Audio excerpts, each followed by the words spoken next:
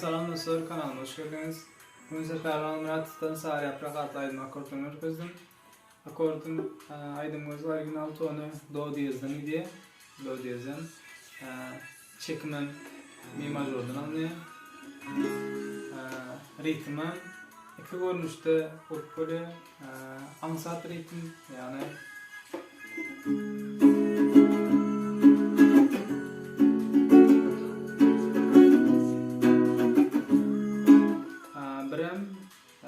aydın özündeki ritme mevcut kursa böyle.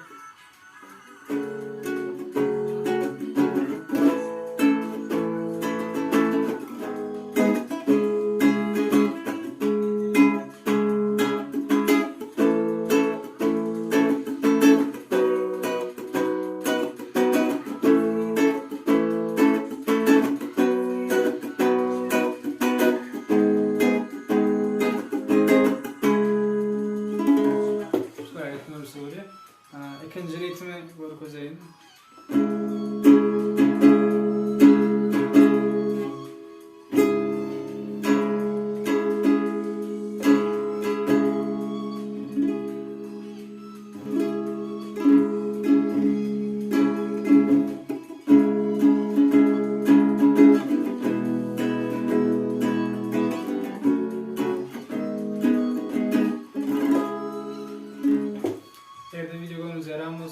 Like koymayı ve kanala AGZA olmayı yapın çıkarmayın.